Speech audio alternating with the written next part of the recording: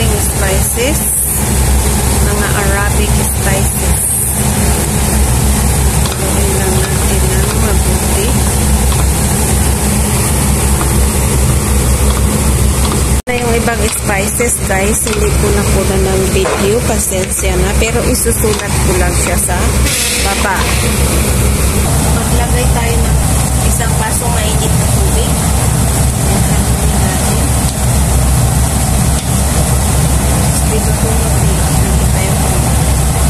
Lutuin natin hanggang sa matuyo ulit para mas maluto ng mabuti yung ating laham. Takpan natin siya. Lutuin natin hanggang sa 35 minutes. After 20 minutes na niluto natin yung ating laham, ito na siya. Ang ganda ng itsura niya, diba? Hindi maputi yung ating laham.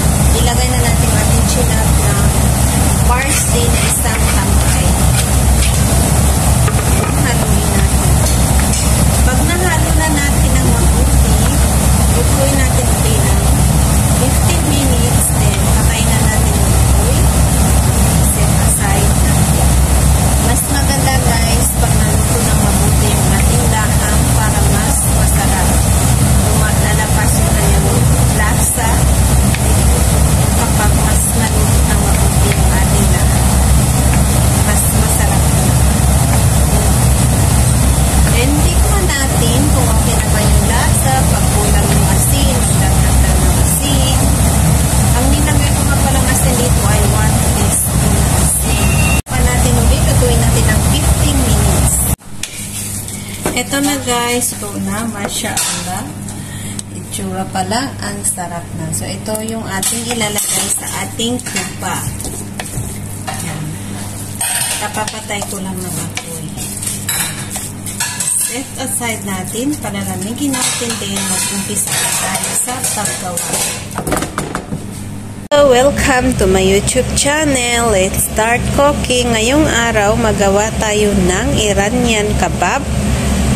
Tara, umpisahan na natin. Sa isang kaldero, maglagay tayo ng 2 basong bigas. 1 basong tubig ang ilagay natin. Turmeric para maging yellow yung ating bigas. 1 teaspoon turmeric. 1 teaspoon salt. 4 teaspoon white pepper. Haluin natin. Then, lutuin natin yung ating bigas hanggang sa maluto at matuyo yung kanyang tubig. White pepper yung ating inilagay para hindi mangingitim yung ating bigas. Para hindi siya magkaroon ng itim-itim na mapupunta sa ating bigas mamaya. Kaya white pepper yung ating nilagay. Pwede namang hindi ninyo lagyan or kung gusto ninyo black pepper, pwede din. So ito ay option lamang. Pwede nyo lagyan, pwedeng hindi. Kumulo na kanin. Ayan. Malapit na siya maluluto. Antayin lang natin na matuyo ng konti yung kanyang tubig. Ngayon, paliitin na natin ang apoy at tatakpan natin at antayin hanggang sa matuyo yung kanyang tubig. Ito na yung ating kanin.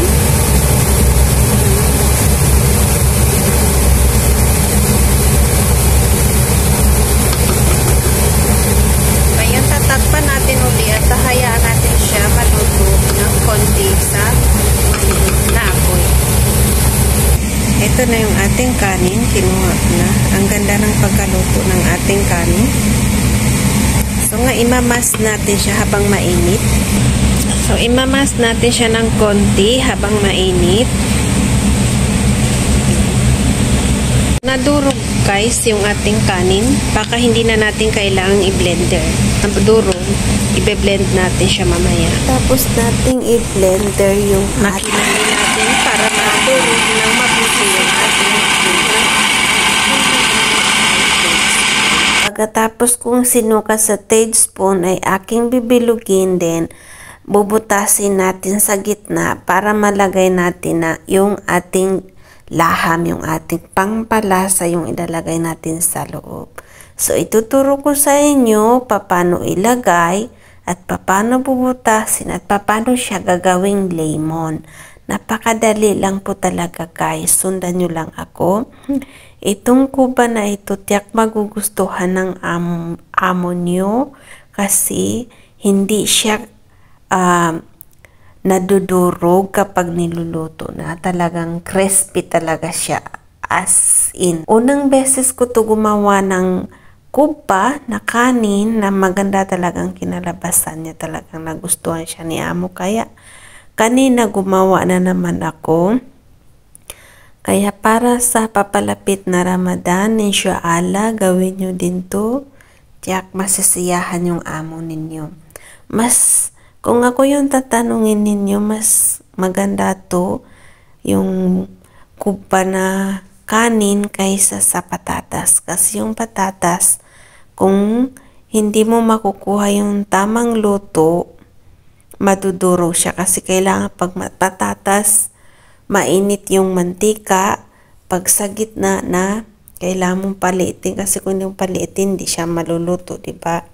So ito kahit mainit yung mantika hindi mo na siya kailangan palamigin.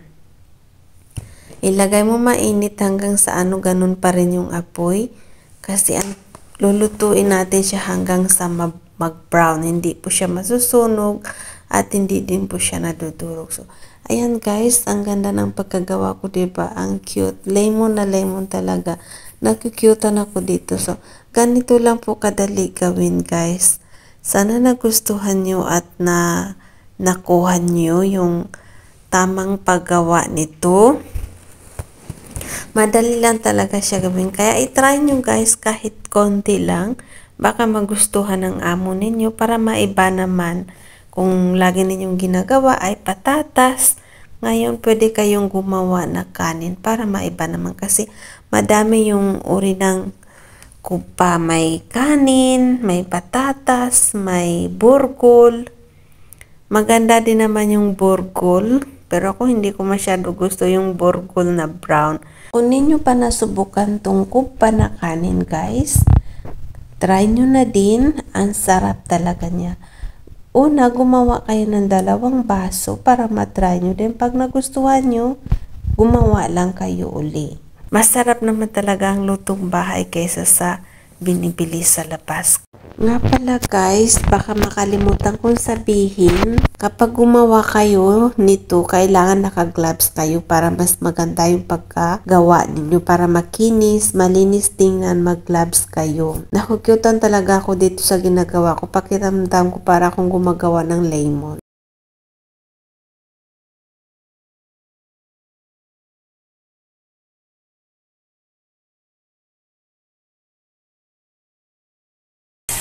Para mapakita ko sa inyo at mapatunayan ko na crispy itong gawa kong kuba, nagprito ako ng 3 piraso. Ayan, sa isang kaldero. Nalagay ko na siya. So, malapit na mag-golden brown. Kukunin na natin maya. Ngayon, kukunin na natin itong isa na golden brown na. So, maganda to guys. Ngayon, lalo na kaparating ng Ramadan. So, kailangan natin gumawa nito. Siyempre, pagagawa tayo, susubukan natin, diba? So, thank you for watching. Sana nagustuhan nyo, guys. Na pala, bago ko to siya niluto, nilagay ko siya ng 30 minutes sa freezer. So, thank you for watching. Sana nagustuhan nyo. Please follow me more. Ang kusina. Kalimutan mag-subscribe at mag-like at mag-share sa aking YouTube channel. Thank you so much. Thank you for watching. See you again to my next video. Sobrang crispy guys. Ayan o. Sobrang crispy niya. Ito yung laman. Tikman natin.